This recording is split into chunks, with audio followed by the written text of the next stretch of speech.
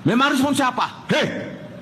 Itu loh, polisi setan kok malah kita bayar pakai uang pajak. Harusnya kan Pak Prabowo Subianto ketiga polisi setan itu ya di Nusa Kambangan. YouTuber Nusantara. Ya. Assalamualaikum warahmatullahi wabarakatuh. Ada update laporan Rismon Giri? Ya belum lah. Kan baru kemarin. Ya, masuk hari libur. Besok diupdate. Cepet banget, Gri. Sementara punya Pak Jokowi aja 8 bulan. Masa Rismon sehari langsung proses, Gri? Ya makanya tunggu aja. Besok kita update. Mimpi lo, Gri. Iya, harapan.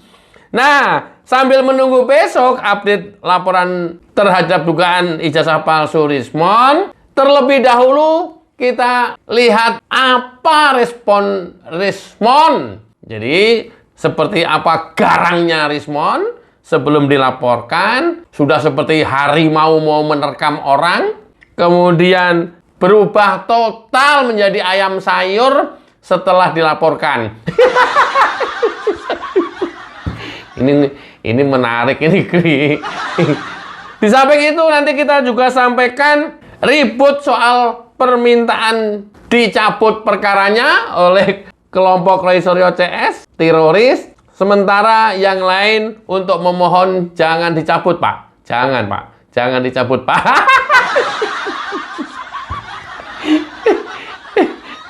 Dan di akhir sesi ada gelak tawa bersama para pengacara dan ribut di depan Polda Metro. Seperti apa? Simak selengkapnya. Cekidot. Andi Aswan itu. Memang respon siapa? Hei! Ada darah nenek moyangmu tertumpah untuk republik ini. Para termul. Jaga omonganmu. Nenek moyang kami tertumpah darahnya untuk republik ini. Jaga omonganmu.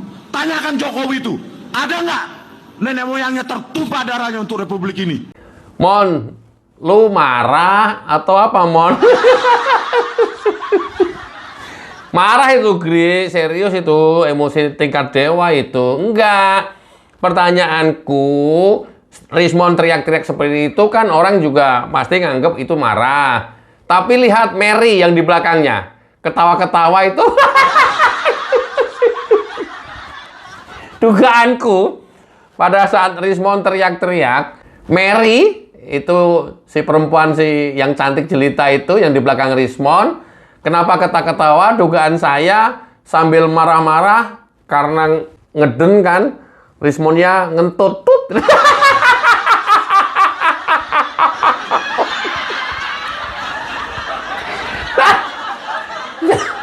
Makanya Mary di belakang Rismon kan ketawa-ketawa itu.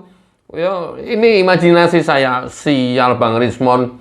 Marah sih marah, tapi jangan sambil kentut.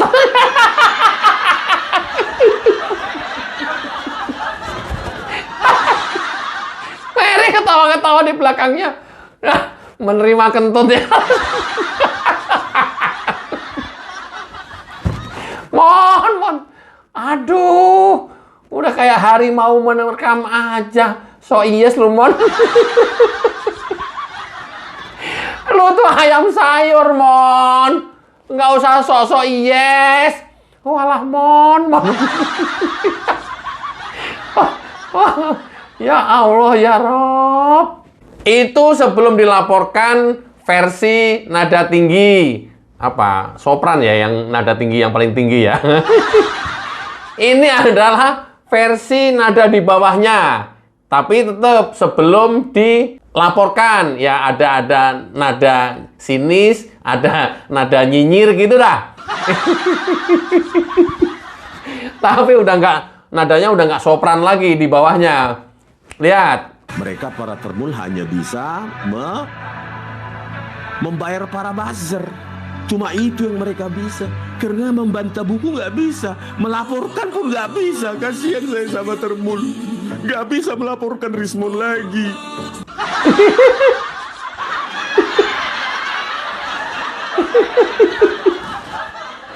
Oh alah, Mon.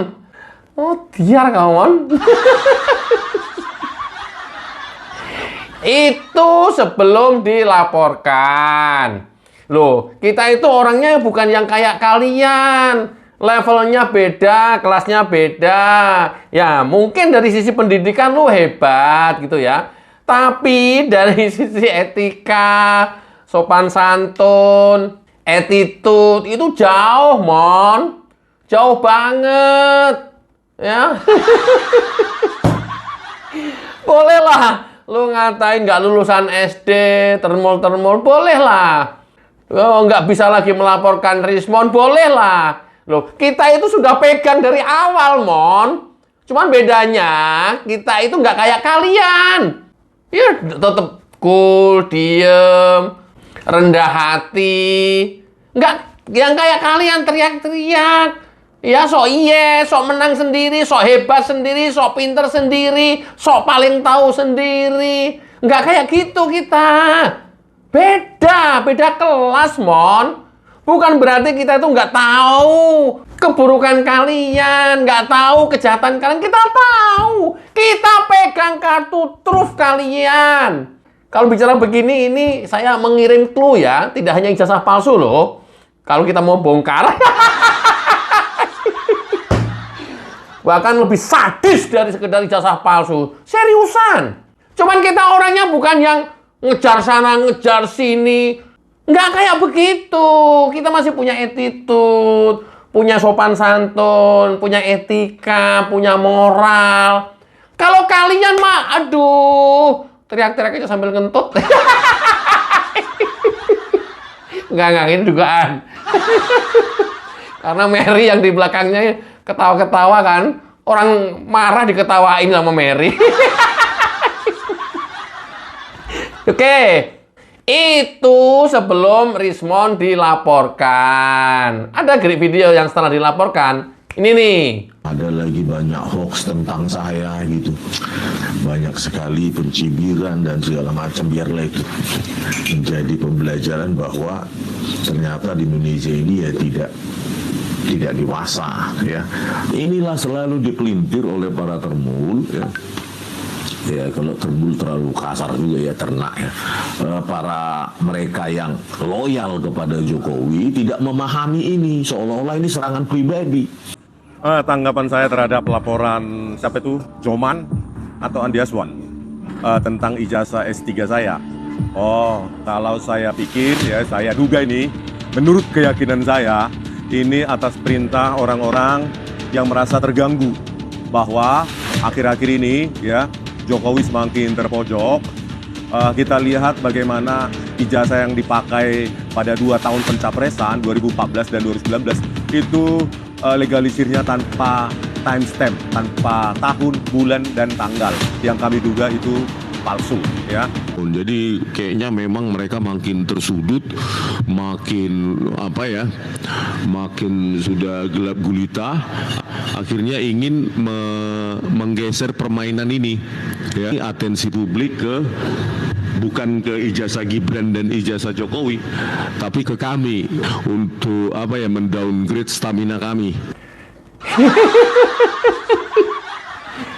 Itu Rismon setelah dilaporkan. Beda ya. Kalau tadi di depan macan, ini menjadi ayam sayur. Kalau tadi di awal-awal, itu adalah kanebo kering. Sekarang kanebo yang basah kuyup. Tampak jelas kelihatan kan ya? Ya, karakter orang ini nih. Betapa lemah lembutnya cara bicara, gaya bahasa ketika sudah dilaporkan. Bandingkan dengan sebelum yang dilaporkan. Keren kan? Ada ya, Gri ya? Orang kayak begini ada. Dan rata-rata kelompok-kelompok ini seperti dia. Nggak hanya dia sendiri. Memang begitu, Gri. Ya nanti sabar. Ikutin sampai akhir. Lantas kenapa sih, Gri, Rismon mesti dilaporkan? Ini alasannya. Sebenarnya kita tidak seperti mereka. Itu kemudian kita sorry ya, beda kelas, tidak yang sedikit-sedikit lapor, tidak yang sedikit-sedikit usil mencari-cari kesalahan orang. Tapi ternyata hal ini kan kita tidak bisa biarkan begitu saja. Semakin hari semakin dibiarkan kok semakin menjadi-jadi. Itulah yang kemudian nggak tahu membuat greget Bang Bil kali ya. Ini harus dilaporkan. Di samping juga tadi yang disampaikan Bang Bil, desakan dari para netizen. Itu ya. Alasan dilaporkannya Rismon. Karena selama ini kita ya keep aja. Ngapain juga gitu ya, udah biarin aja. Kalau kemudian mereka juga tidak terus-terusan menaburkan fitnah, ya menyerang juga yang bertubi-tubi, mungkin kita masih fine-fine saja. Tapi karena ini udah semacam kayak nggak bisa berhenti, ya dengan alert, dengan peringatan-peringatan, nggak bisa berhenti, semau-maunya dia sendiri, kayaknya memang hanya proses hukum yang bisa menghentikan langkah mereka. Dan itu nanti tentu ya vonisnya mudah-mudahan di atas 5 tahun. Iya, manusia-manusia ini hanya proses hukum yang bisa menghentikan langkah mereka. Karena apa? Mereka merasa benar sendiri di atas muka bumi ini. Orang lain salah. Ya? Merasa hebat sendiri. Orang lain lemah. Merasa pintar sendiri. Orang lain bodoh semuanya. Padahal 180 derajat kebalikannya. Cuman mereka nggak merasa aja. Dan orang lain ya lebih baik diam daripada melawan atau lebih baik diam daripada berkomentar. Kan begitu. Itu kan jauh lebih elegan dibanding juga teriak-teriak nggak jelas, nggak pugu-pugu, yang ujung-ujungnya juga hanya ngentut. Orang yang ada di belakangnya. Ya kita gitu sepertinya. Dan ternyata kalau ini perihal ijazahnya Rismon yang dilaporkan, tentang ijazahnya Pak Jokowi, dari awal semuanya manusia-manusia ini merasa hebat sendiri, merasa super sendiri. Dan mereka semua orang ditantang-tantangin. Nggak tahu sejenis manusia apa orang ini. Lihat.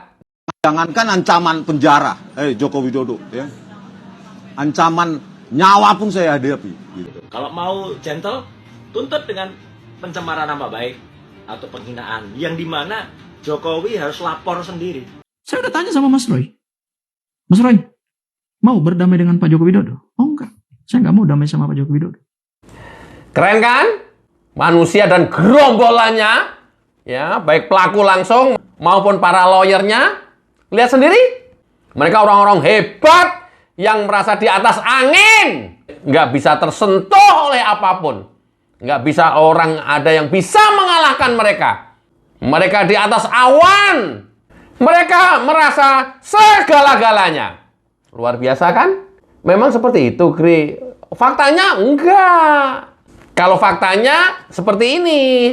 Karena kita mengajukan sebuah surat yang penting, yaitu harusnya kasus ini dihentikan penyidikannya karena dari awal sudah melanggar undang-undang.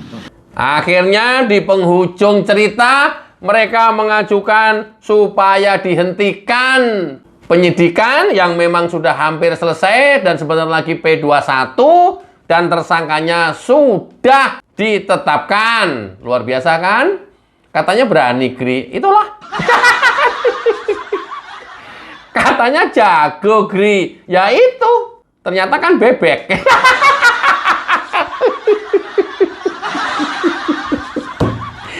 Mereka itu bebek. Mending kalau bebek yang sehat. Bebek lumpuh. Ini faktanya. Oh, minta dicabut, Gri. Minta dicabut. Mereka mengajukan surat untuk perkaranya dicabut dan tidak diteruskan. Luar biasa memang. Wadek tenano. Oh alah, dul kemit. Sok banget. Seperti harimau mau menerkam mangsanya. Tahu-taunya bebek lumpuh. Oh alah, dul. Manusia macam apa ini? Sok keren. nada tinggi, ngomong teriak-teriak. Ya kayak lu kan, Gri. Ya, beda lah. Kalau mau melaporkan mah dari dulu. Kalau gua seperti mereka. Ya, tapi kan enggak. Kan kita pikir juga ya sepanjang proses hukum berjalan semuanya, udah dilaporkan Pak Jokowi, mereka ikutin proses, ya kita pasti akan diem aja juga.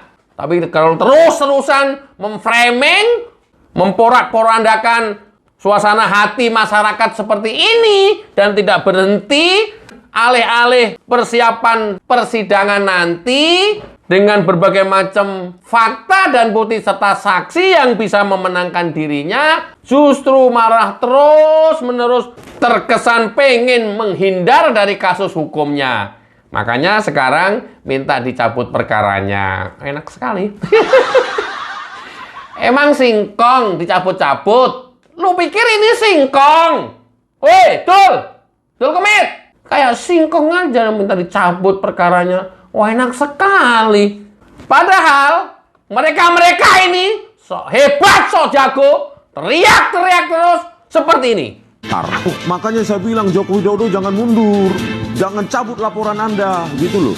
Jangan cabut, Pak. Lanjutkan, Pak ya.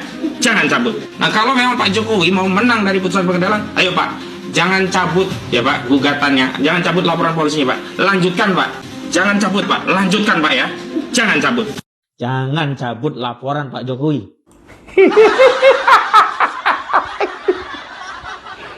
Lu pikir singkong cabut-cabut? Lu pikir anak kunci yang nempel di pintunya dicabut? Cabut, dicabut, lagi enak dicabut. Ini lagi mood enak. Sebentar lagi mau masuki persidangan P21 dulu. Oh, kirain tadi apa, Gri? Udah negatif aja gua mah. Situasi sekarang ini moodnya lagi enak. Kalau lagi enak ya jangan suruh cabut. Jangan cabut. Lagi enak siapa emang yang mau cabut? Enggak, lagi mood enak. Udah lagi kan P21. Udah itu masukin persidangan. Kan ini kan lagi enak-enaknya. Oh, suruh cabut. Loh kok enak bener loh. Di lain waktu dia minta dilaporkan. Setelah dilaporkan, sekarang minta dicabut. Padahal sebelumnya teriak-teriak terus. Jangan dicabut. Loh yang mau nyabut siapa, Cok? Hah? Siapa yang mau nyabut? Ini kadang-kadang ini kelompok ini nih apa, Gri? Ya udah, lama nggak apa-apa buat hiburan. Kalau nggak ada dia, negara ini juga nanti sepi katanya. Gua juga lagi ngebayangin loh. Ini kalau udah masuk semuanya, ya udah vonis hakim, sepi nih kayaknya ini negara ini. Begitu sepi, bikin konten juga susah nanti. Gri, lu jangan mikir kepentingan lu sendiri, Gri. Ini kepentingan rakyat Indonesia, Gri. Supaya mereka cepat masuk, Gri. Ya. Tapi coba lihat ini dulu. RRT menghindari persidangan. Takut. Karena kami tahu persidangan itu tidak membuktikan ijazah. Makanya kami tidak ingin ada persidangan yang mencemarkan dengan dalil pencemaran nama baik. Inilah kalau profesor ahli tata negara menjadi lawyer hukum pidana. Repot memang. Udah repot memang. Sabar ya penyidik. Nanti sabar juga ya JPU. Sabar pula hakim. Udah fokus pada proses, pada hukum pidana. Apa yang hakim yakini, udah langsung ketok palu aja nanti. Repot memang ngadepin atau ngeladenin ahli hukum tata negara untuk ikut-ikutan berurusan dengan hukum pidana. Seperti ini akhirnya jadinya. Mereka apa sih, Gri? Itu tuh manusia ini nih, Gri, tadi barusan. Mereka itu ahli hukum tata negara atau ahli hukum pidana atau YouTuber, Gri. Ya ini Mungkin mereka untuk kepentingan kontennya dia. Jadi supaya lebih ramai dan lebih panjang masalahnya. Mungkin. Dugaan. Susah. Ini namanya conflict of interest. Ngurusin klien, ya sekaligus supaya untuk keperluan konten di channel YouTube-nya. Repot ini. Gri, lu ada aja lo, Gri. Lo enggak. Ini dugaan, ini imajiner gue. Belum tentu bener. Boleh dong orang berimajiner. Ya. Tapi make sense sih, Gri.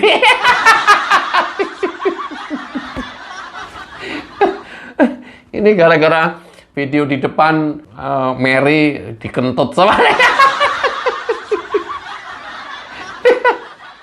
ada parah. Kemudian ya ini video waktu ada perseteruan antara mereka di antara para pengacaranya. Coba lihat. Ada perdamaian dengan kepalsuan, tidak ada perdamaian dengan kebohongan. Kami menghimbau untuk tidak mempercayai siapapun yang mengaku-ngaku bertindak untuk dan atas nama tim juga kasus ini yang berusaha membangun narasi perdamaian dengan siapapun. Peristiwa ini, pas video ini, dulu ada Refli Harun pas awal-awal masuk menjadi pengacara. Nah sekarang nggak tahu nih kegeser apa nggak nih Khosinuddin. Keren ya Gri ya kalau nyimak ini, keren. Ada pengacaranya seperti ini, antar pengacara, kemudian antar tersangka juga Egy Sujana dan DHL udah dapat RC, mereka juga pada mencak-mencak. Keren Gri, memang Gri. Iya. Makanya dalam hal mengikuti kasus ini, teman-teman saya harapkan jangan kesel, jangan gedek, jangan gondok. Enjoy aja, dibikin ketawa-ketawa, dibikin kita ngelihat lelucon. Ini kan lelucon. Ya, antar mereka cakar-cakaran, antar mereka saling tuduh, saling serang, kan keren. Ya, waduh kalau begitu mau lebih panjang lagi dong Gri katanya. Jangan P21 dulu Gri katanya. Ya udah, kita ikutin proses hukumnya. Ada lagi Gri, ada yang saya bilang antar pengacara pada cakar-cakaran. Ini nih.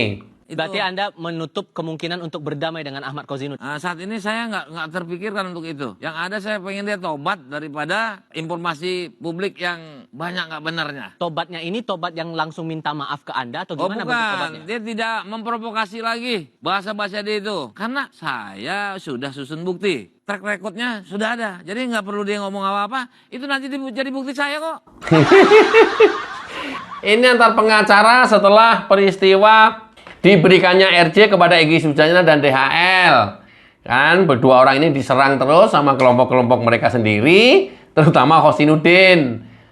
Yang berujung pada saling lapor. Ayo lu, saling lapor, saling buka-bukaan, saling pegang kartu trufnya. Mantep kan? Ya, si DHL sendiri bilang supaya Khosinuddin itu bertobat. Tobatnya apa? Meminta maaf? Oh tidak. Supaya tidak memprovokasi lagi.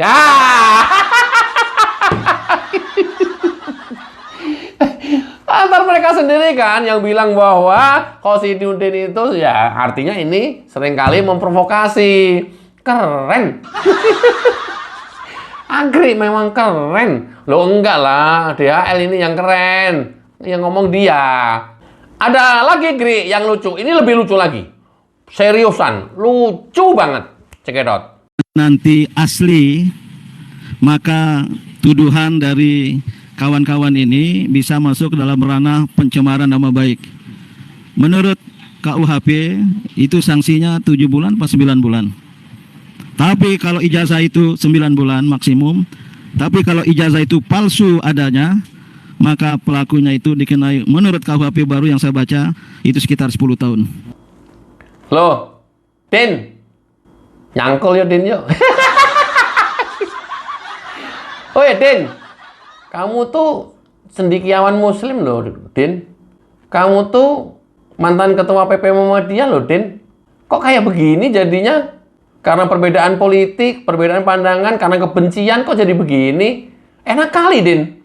Ya nanti kalau terbukti asli berarti dia harus menjalani hukuman 9 bulan maksimum. Kalau palsu ya harus menjalani hukuman 10 tahun. Loh, kok enak? Din, kamu saksi ahli apa, Din? Weh, Din. Yanto kemana, Din? Din pulang kampung angon kebo yo, Din, yuk. Oh alah, Din.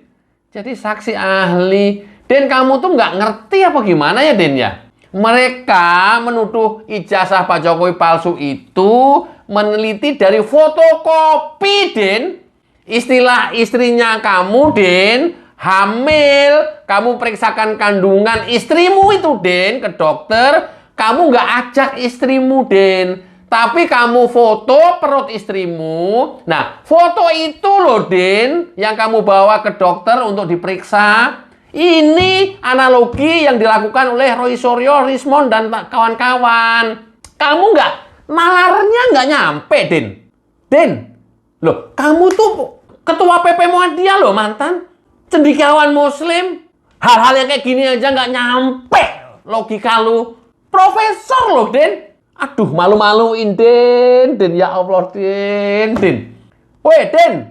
Masya Allah, Din. Sekali lagi ya, Din. Coba kamu buka otak warasnya supaya kamu lebih bisa berpikiran positif. Yang diteliti Roy Suryo dan Rismond dan Dr. Tifa itu fotokopi ijazah atau foto scanan ijazah yang diupload di media sosial, Din.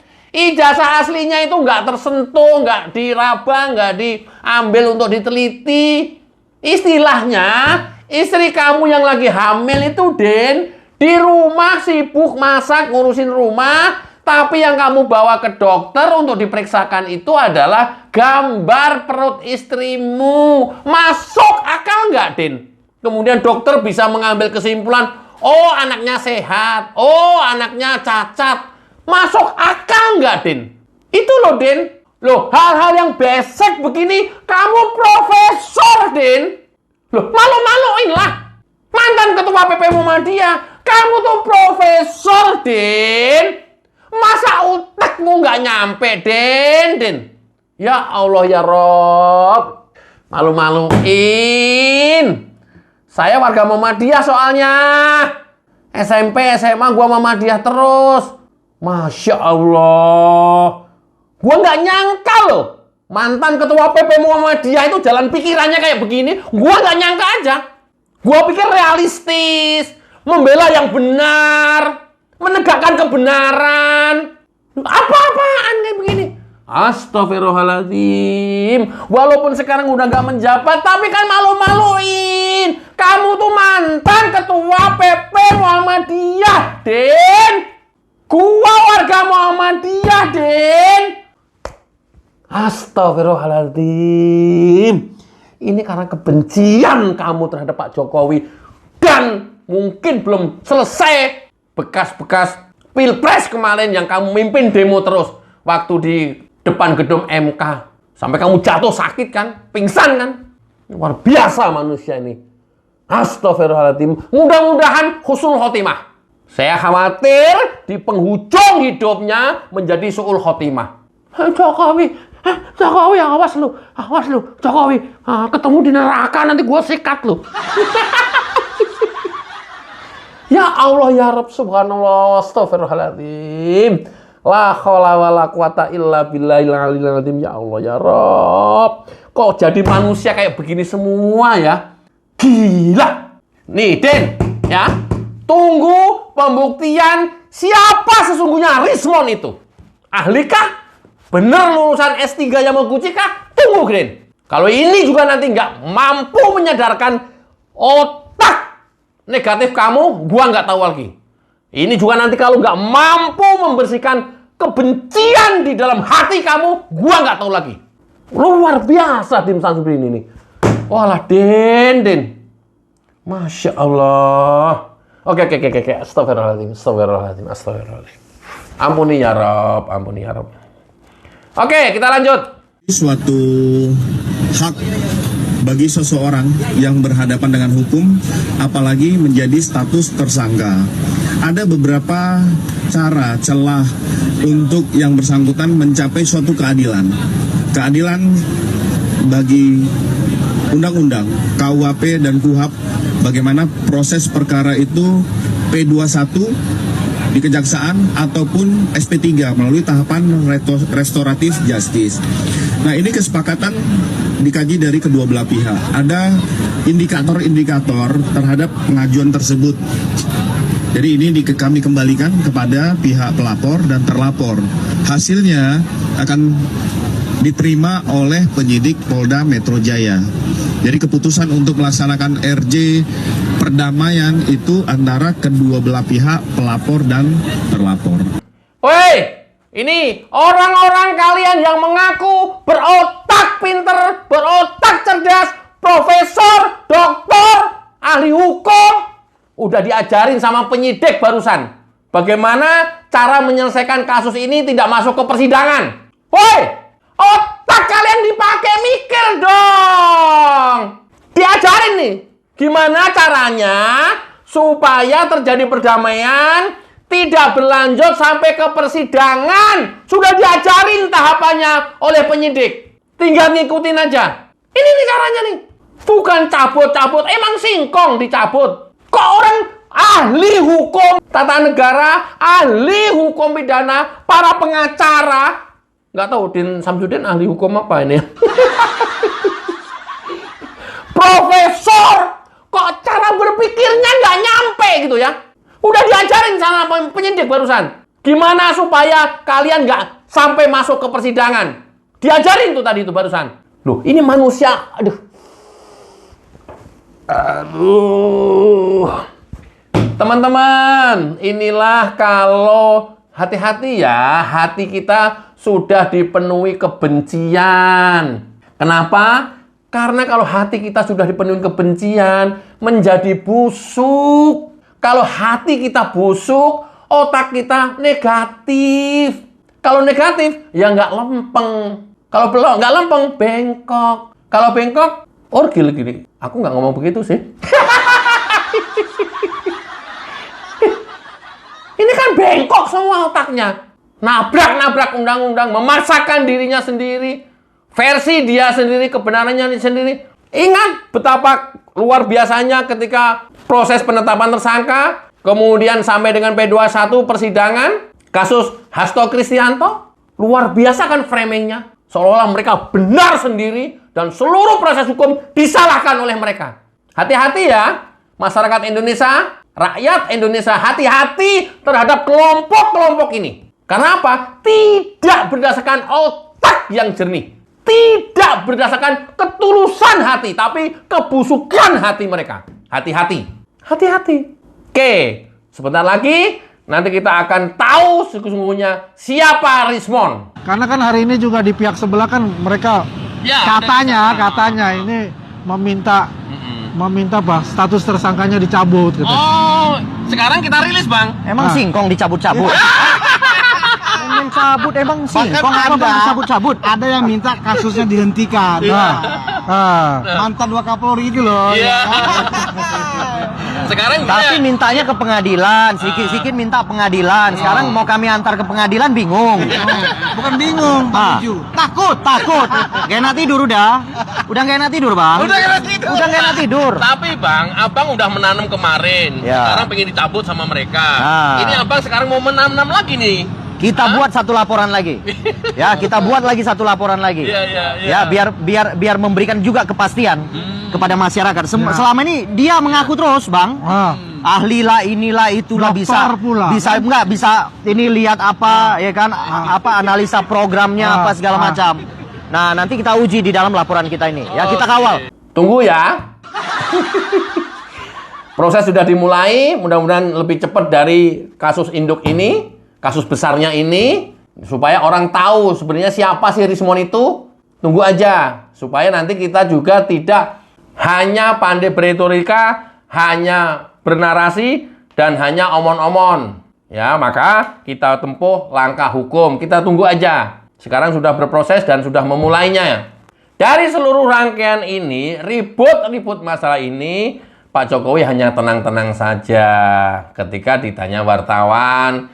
tentang isu ini, tentang ribut ini, tentang semuanya tokoh terus-terusan pada ikut-ikutan turun, cari panggung. Apa kata Pak Jokowi? Cekidot. Gak ada masalah, memaafkan kan urusan pribadi. Urusan hukum kan lain. Misal mereka datang seperti Egy Sujana ke kediaman seperti apa Pak? Kan misal. Kalau untuk proses hukum tetap jalan ya Pak? Tetap. Lah kemarin kan kita diperiksa lagi, ada pemeriksaan tambahan itu. Udah ya? Jelas ya? Sinyal dari Pak Jokowi. Ya kalau masalah memaafkan tentu sesama manusia masa nggak dimaafkan. Tapi kalau proses hukum kan beda wilayah. Ya tentu ya udah biarin aja. Didesak oleh wartawan, seandainya mereka RRT datang ke rumah Bapak seperti Egy Sujana dan Damai Hari Lubis, kan kalau. Pak Jokowi pinter ngelesnya nih. Kan kalau. Wartawan salah ngomongnya tadi, jangan kalau.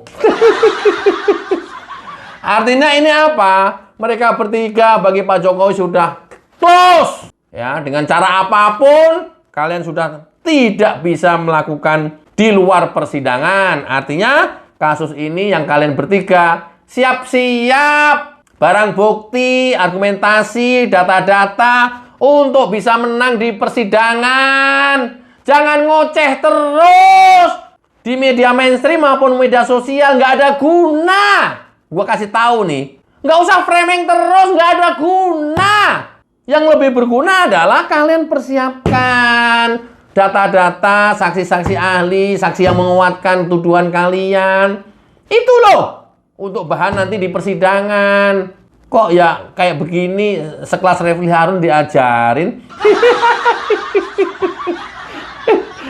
Oke ya, mudah-mudahan masyarakat dan rakyat seluruh Indonesia tidak terkontaminasi dengan kelompok-kelompok ini. Proses hukum sedang berlangsung dan kita tunggu nanti hasilnya. Mudah-mudahan bermanfaat.